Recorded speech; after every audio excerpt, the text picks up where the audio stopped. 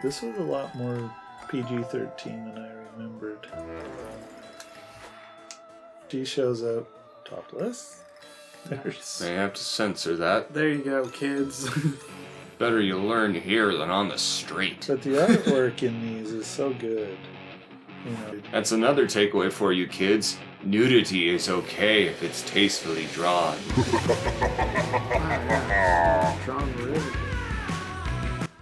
Welcome back to They Call Me Uncle. The guy's dressed up. You want to tell them what you are, Mace? I'm a Were-Sloth.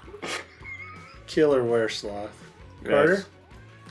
I am the only reasonable occupation left in 2020. Me, every time we go to Comic-Con or FanX, and they always ask me, why aren't you dressed up? And I told them I'm always dressed up. I'm a serial killer. This is my costume. I'm a homicidal maniac. They look just like everyone else. I have my shirt. This is my Halloween costume. The guys went a lot further and a lot better. Yes, we did.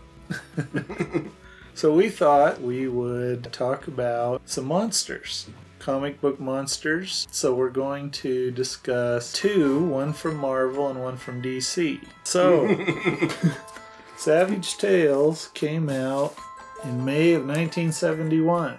This is a Conan the Barbarian magazine.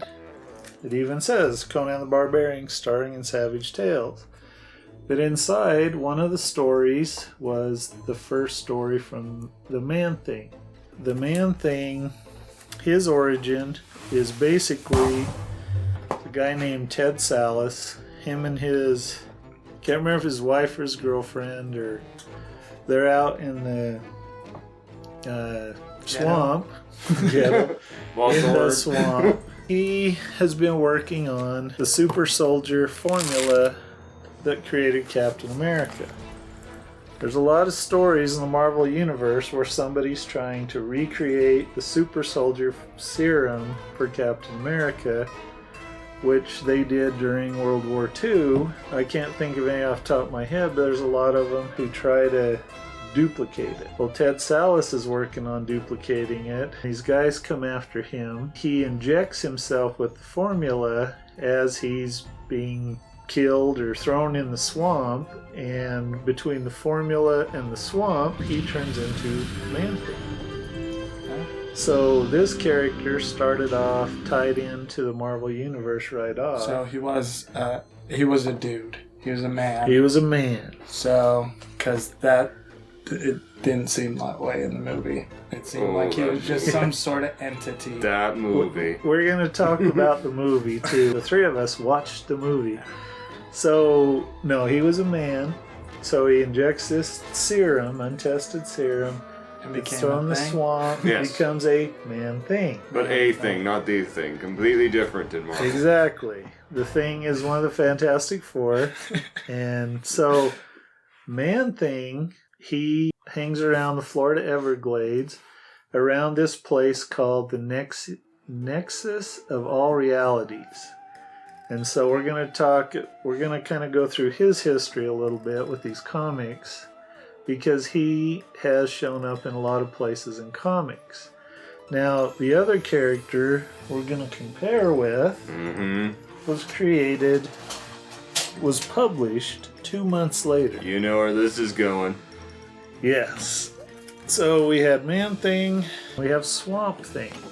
So this is actually a print done by Bernie Wrightson. And Bernie Wrightson was one of the creators of Swamp Thing, and I was fortunate enough to meet him at FanX in Salt Lake City just not too long before he passed away. He did a lot of really good horror artwork, and Swamp Thing was one of his that he worked on.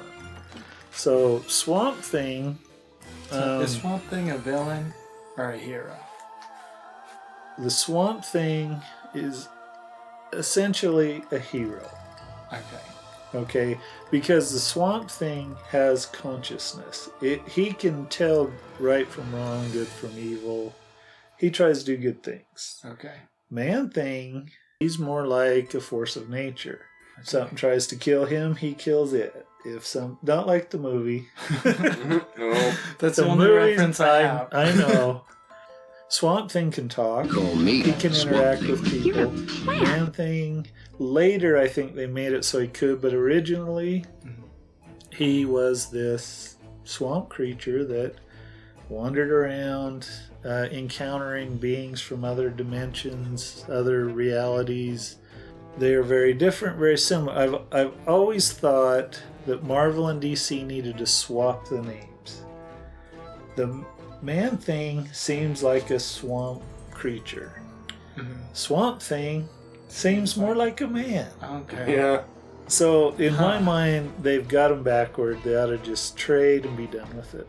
A lot of characters came out of horror comics. Well, two really long-running series that DC's had were House of Mystery and House of Secrets. Why are you laughing? Just Carter. Come on. So, Swamp Thing actually came out of House of Secrets number 92.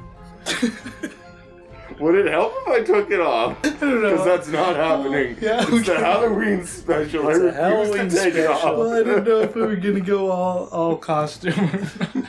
He's going all method on this. No, and it's awesome. Okay, so you've got these two characters created within months of each other. Thinking of them, as monsters and creatures and stuff like that, the Man Thing would be fairly terrifying because he can't communicate. He's not there. He ends up being the protector of the nexus of all realities. Mm-hmm. But basically, if you run into him, you'd freak out. Yeah, and misunderstood. There's a phrase: "Whatever knows fear burns at the touch of the Man Thing." So if something's afraid and he touches it, it burns.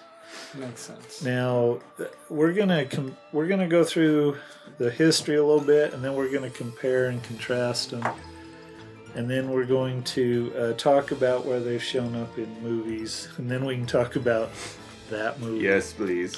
So, like I said, Man Thing, Savage Tales. It was just one of the side stories.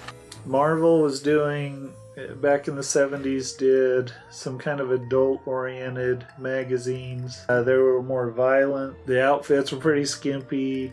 Really good artists. And so I really enjoyed these magazines, and we're going to be going through a lot of them. But this one happened to have the first Man Thing. The next time we see Man Thing, he showed up in Astonishing Tales. And in this one, Kazar has been sent down to look into the disappearance of Ted Sallis and finds Man Thing. This one doesn't actually show Man Thing on the cover. This one is probably the first time Man Thing really shows up on the cover of a comic. They hadn't really hit what I think is kind of the classic Man Thing look. But there are certain aspects, and they were definitely on their way there. He doesn't really have a face. He has kind of a trunk, and he has these the facial features, or the head features, are very distinct. This is called, it says Adventures into Fear, but it's actually just called Fear, which makes it hard to find. After being in Astonishing Tales, he then jumped to here, where he was more of the headline of the comic. I also pulled the next one because I really like this cover. I didn't look this up. I know as soon as I see it that Neil Adams had a hand in that cover. Bernie Wrightson's horror comics his horror art is very distinctive, and so is Neil Adams. I can always tell when I'm seeing a horror cover done by Neil Adams, and I think this one's really good. A bad movie that I've never watched called Howard the Duck. Even I won't watch that. The first appearance of Howard the Duck was actually in Adventure into Fear 19, where he comes through the nexus of all realities and gets stuck in that reality. And so Man Thing and Howard the Duck are kind of, their stories are kind of tied together, which is, you have this wisecracking duck who talks all the time and this creature who never talks. They finally gave Man-Thing his own series with Man-Thing 1, and I feel like that cover, that's kind of the image of Man-Thing you normally see. He was fleshed out pretty well. Now, something I noticed as I was pulling these out was across here it says, the most startling swamp creature of all. I didn't remember that until I saw it. What I found interesting was in issue 13 in the same series, it started saying the most startling slime creature of all. Perhaps to avoid being mitigated by a Swamp Thing? I have no idea, but I thought that was pretty interesting. They changed it. And then with issue 21, they finally went to what I remembered. Whoever knows fear burns at the touch of the Man-Thing. Now, That's pretty cool. he shows up in a lot of different places. He actually is part of teams, which I don't remember how they even did because he doesn't talk. But one thing I remember is once he came in contact with the cosmic cube and he's holding it, and his arm starts to turn back to normal. And then he just sits it down and walks away. There's this thing about if he'd have stood there long enough, it would have put him back to his normal self. He didn't have the consciousness or the awareness to even know that was happening. Or maybe his first self was so bad that he has come to realize that his Man-Thing was a lot better than his previous life. And that was the true Man-Thing. It's so creepy that your mouth moves when you talk. I know, right? That is creepy. The other thing I remember is one time he ran into Iron Man, and Iron Man pulled a capsule out of his shoulder. He stored it there and turned Man-Thing into a block of ice and hauled him out in the Florida Everglades and dropped him off. So that was the easiest way to transport him and deal with him. And so he has shown up in a few different teams. He's shown up in... There's a big story about him and Molecule Man. It always kind of goes back to the nexus of all realities and that he's the protector of it. Does that mean the battery's dying? No.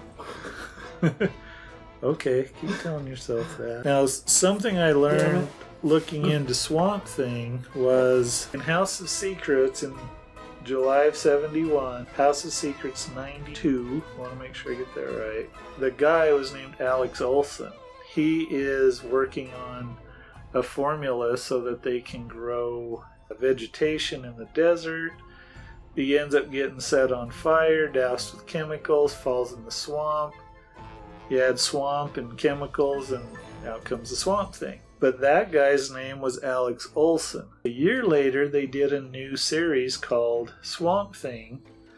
Same origin story, but they used Alec Holland. The original Swamp Thing and the Swamp Thing that we all know from the comics now aren't the same one. He looks the same stories. So, anyway, I also got this print, Swamp Thing and Batman. I haven't read a lot of Swamp Thing. I've read quite a bit of Man-Thing. Carter, on the other hand, has read some Swamp Thing. It is a rare instance that I know slightly more about a given comic character than he does, and I am going to hold to that forever. Alright, so Carter, tell us about the series you read, the Swamp Thing series, and kind of what you thought of that. Alright. It was me the whole time. Alright, so my familiarity with the character stems from the amazing Alan Moore series. Like, those who know me are well aware of my fondness for Watchmen, and basically anything Alan Moore writes, I will be on that. especially from hell, but that's another panel entirely. In that series, Alec Holland was, much like Ted Sallis, researching something in the swamp. He gets injured or someone attempts to assassinate him, and he winds up in the swamp and reemerges as the Swamp Thing. And as the Swamp Thing, he is able to battle these really existential threats that are so nasty that they you can tell something's wrong just in the air. And the best representation of that is in one of these comics. There's this cutaway to Arkham Asylum from the Batman universe. And the orderlies are confounded because the Joker stopped laughing. Like, something has got to be horribly wrong with the order of the universe in order for that to happen. Like, that is the kind of thing Swamp Thing deals with, and it's so beautifully written that I never wanted it to end. Now, the Man Thing and Swamp Thing, one thing I found interesting reading about them is some of the heroes in the comic universe, like the Thing, sometimes the stories are about him trying to cure himself, or to have Reed Richards cure him because he doesn't want to be the Thing.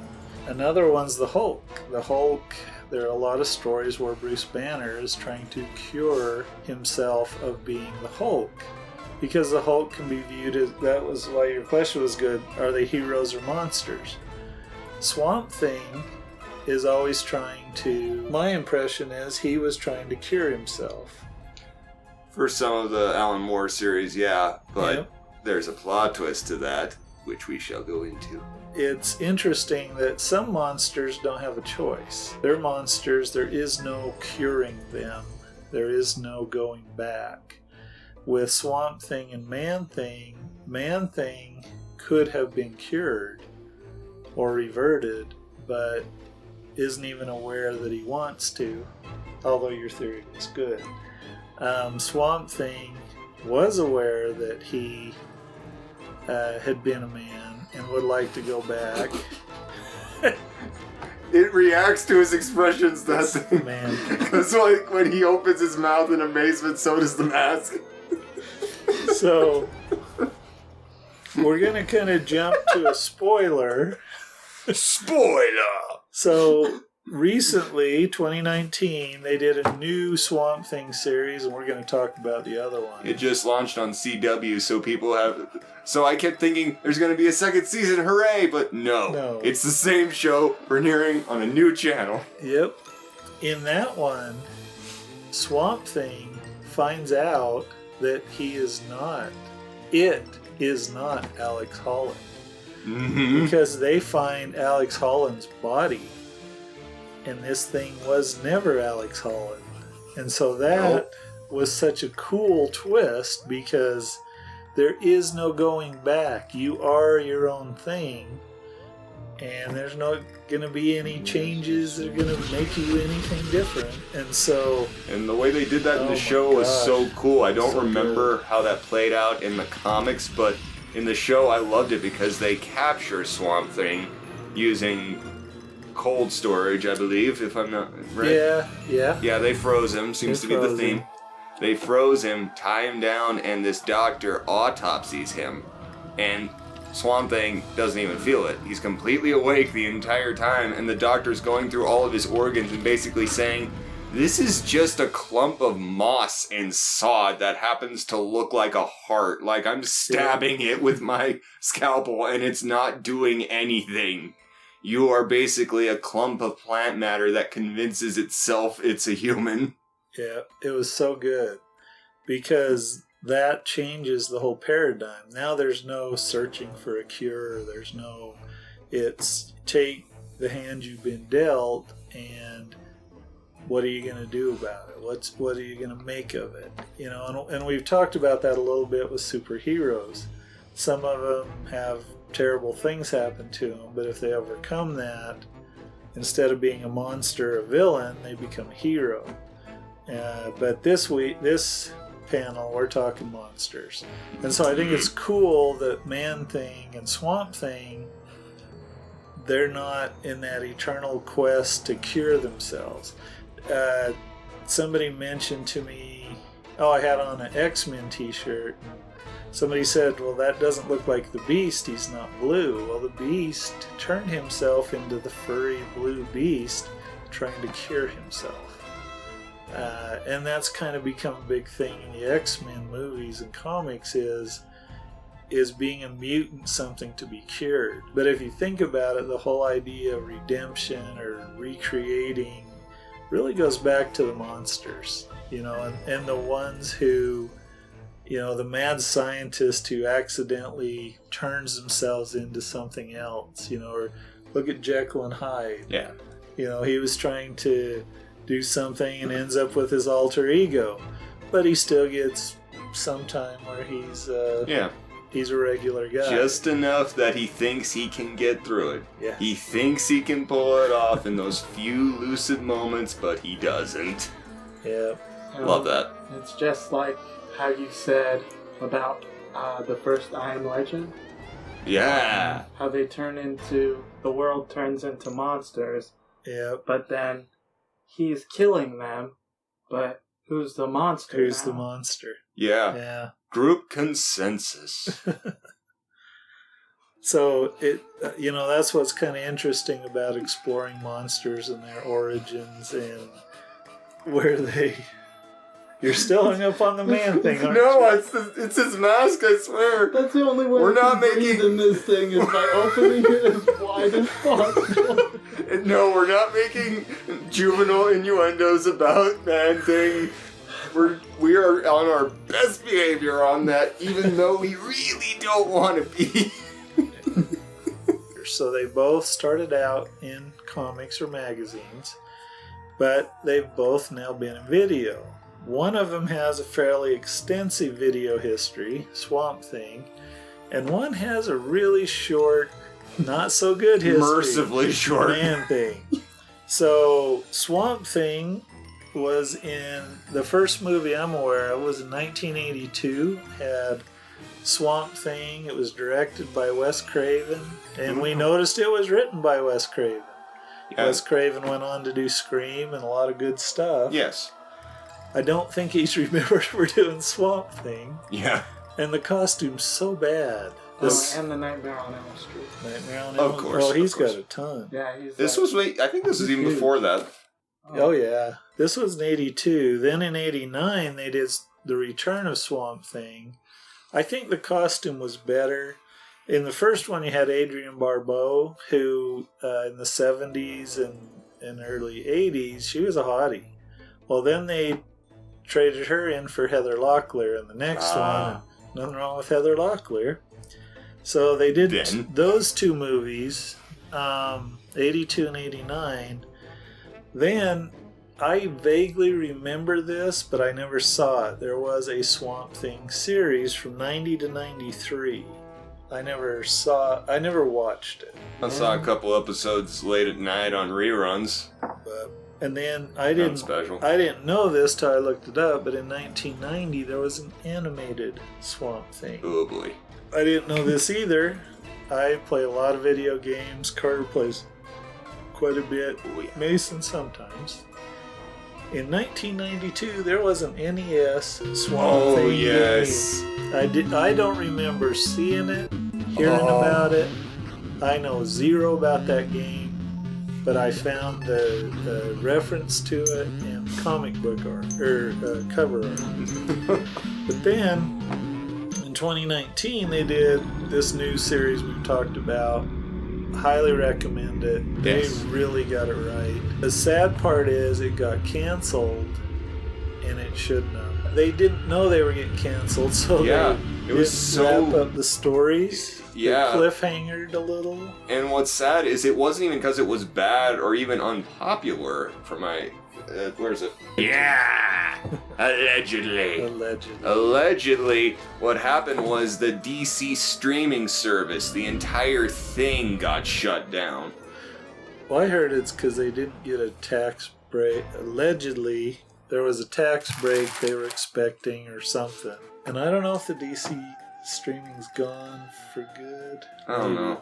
But it's sad that it didn't continue because special effects were good. They had introduced some villains. They had the people in it were good. Yeah. There wasn't anything to not. And even Ian Ziering, of all friggin' people, he was a trooper. And who was he? The Blue Devil. The Blue Devil, who you would never expect to like in any way, but I looked forward to where he was going in his storyline. So Swamp Thing's had a pretty good run when it comes to video. Man Thing, on the other hand, one movie, 2005. Oh, it's bad. It is so bad. But it shows boobies. It does. Yeah. Which, it was a hallmark for the Marvel Cinematic Universe. Showed nudity, real swear words. Stan Lee had no cameo in it except for like a stock photo on like a missing persons wall. Yeah. Well, the movie, so I remember when they were hyping it and they were talking about it coming out. It was going to be the first Marvel horror movie. It sounded good. And then it never came out. So then it was going to come out on video. I never saw it come out on video. And then it turned up on the Syfy channel. The Syfy channel. Where they send bad sci-fi to die. Every Saturday night, I loved all of them when I was that age. Oh, I wanted to. When I was 12.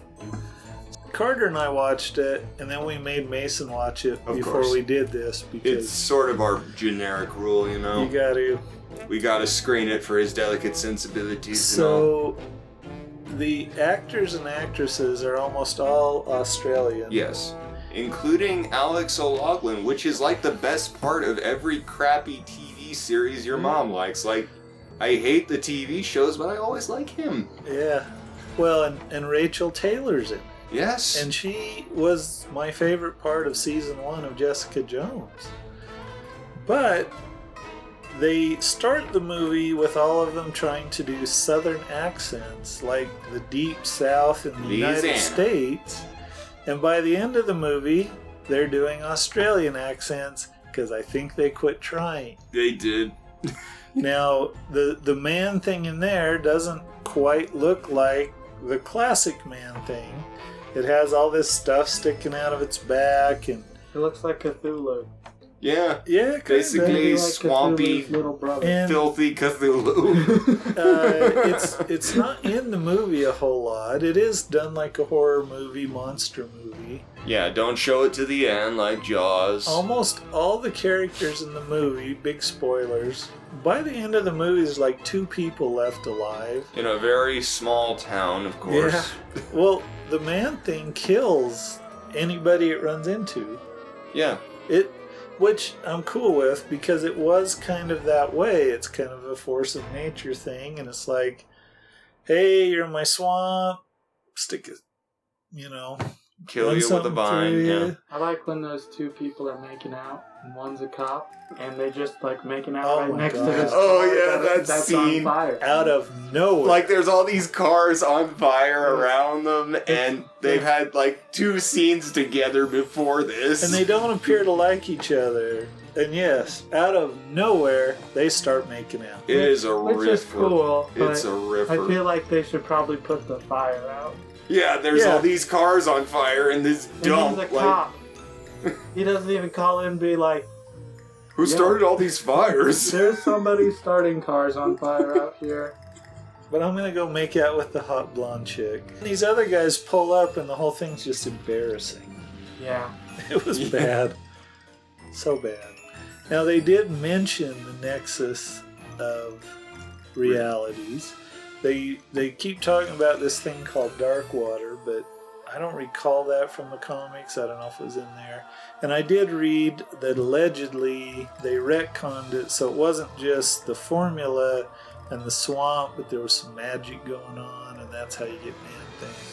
But you go watch it and tell us what you think. Yeah. Oh, please do. But not because we recommended it, just because I recommend it. It's one of those that should be on Mystery Science. Yes. 3000 and Yeah. oh my gosh. They'd have a time with it. Yeah, the second time Carter got to riff on it quite a bit. Oh, I let him have it. The first time we usually watch it in stony silence so we can pick up on things. But to really digest the themes they're going for with this, with the man thing, yeah. But it was. I read somewhere that it was about a $30 million production budget, and they did not get their money back. So, unfortunately, Man-Thing's video career was very painfully, but mercifully short. One thing we talked about last time was theme songs. So, if you were going to give the Man-Thing a theme song, what would it be? Well, having absolutely no prior experience with the character other than that atrocious movie, I just gave up and went for an inside joke. Marie Laveau by Bobby Bear. I actually considered that one. What? I went with Born on the Bayou by Creedence Clearwater Revival. Man, that's so good. That's so, I considered that one too, but then I thought... Is this for Man Thing or Swamp Thing? Man Thing. Man. And then, so for Swamp Thing, I went with Wild Thing by the Trogs. Nice. Because you could swap in, well, and the video stuff of Swamp Thing is a lot more lighthearted and less of a serious tone. So Wild Thing, I like that song, and I think it would fit. You just call it Swamp Thing and change that word. Swamp Thing. Even kind of fits the meter. It works. One syllable off, but you just drag out swamp. Yep. Music lesson for you. What would you do for Swamp Thing? Well, I took a different approach because the Swamp Thing comic, the Alan Moore one I read, was so bleak. Like, it gave you anxiety reading it because of the things he goes up against. Yeah. Oh, so I went, I thought, like, this super ominous remix of People Are Strange by Bunnymen and Echo and the Bunnymen. Echo and the Bunnymen. That's a good song. Just that on its own, but I think if you remix it a little, there's your theme song. Got any theme songs? You guys are so good at this. I'm just a sloth here. We cheat. We plan this ahead. Yes, but look at those fingernails, claws. Yeah. So nice. Learn to roar, sloth. Yeah, I think it was fun to kind of compare Swamp Thing and Man Thing. And just thinking about them in the context of the whole creature, monster thing. The ones that were created by science, the ones that are just born as that thing. Is there any chance? What gives them hope? What drives them? I tend to like monster, like with the Hulk, I like the Hulk that's a force of nature. Swamp Thing, I was thinking about this, Swamp Thing or Man Thing. Marvel did a big run where Marvel Zombies, and I thought, aptly named, I would just drop the Swamp Thing or the Man Thing in there and let him tear them to shreds, because in my mind anyway, they should have no effect on him.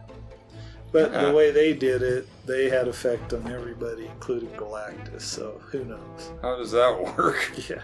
Well, and the other thing is, as far as, creatures that are horrible or terrifying, putting the creature in the swamp, making that kind of the environment you're in, that could be really, really creepy. Because the environment can also be kind of a threat. Man Thing, I actually felt like they did pretty good. It felt closed in. The dark water idea. I don't like stuff creeping around in the water anyway. So, that'd be kind of an environment I wouldn't want to be hanging out in. I do think it's weird that Howard the Duck is part of the Man Thing story. Yeah. But I really haven't read a lot of those. But I do like, and it comes from reading horror magazines and stuff, I like that the Man-Thing lacks that humanity. He is just this creature that when things attack it, it kills them. When it is kind of a natural thing. And I like the Swamp Thing stuff I've seen because you have a conscious, hero trying to do good, protecting. I feel like Swamp Thing also kind of is there about protecting the environment, stuff like that. In the Man-Thing movie, they tied it into natives and protecting their swamp. They just didn't tie it together all that well. Yeah, because it killed the very people it was trying to protect. Yeah, that movie didn't make a lot of sense. So, any last thoughts, Sloth Thing? You want to see my Man-Thing? Oh, we had to go there. It's right here. Nobody wants to. I feel bad. It's hard to breathe. I goaded you into putting the mask back on, and then I took mine off. I think it worked out, though. Yeah. I would say... You just looked surprised at everything because you had to keep gaping your mouth. Well, it's the only way I could breathe. Yeah, fair. That this is would fair. work for me, but the glasses are dead. Oh, yeah. Glasses are a mess. Oh, man. They were giving me fresh hell with this mask. This is the first time I've ever seen my mask. I'm just gonna say, for Man-Thing song, smells like Teen Spirit, just a part of it. Because with the lights out, it's less dangerous.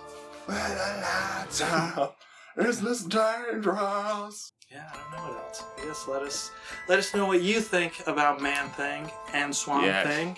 Tell us which one you like better, or maybe no. Or do you have trouble often telling them apart, like we do? And Oh, he's got such a unique look, though. for whoever's watching, thanks for watching this long. Have a good Halloween.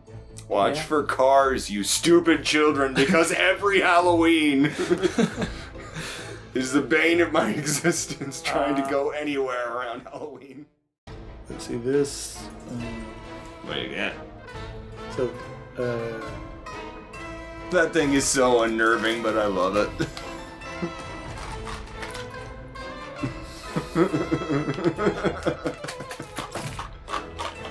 let's go watch Swamp Thing. Let's. Alright, good night!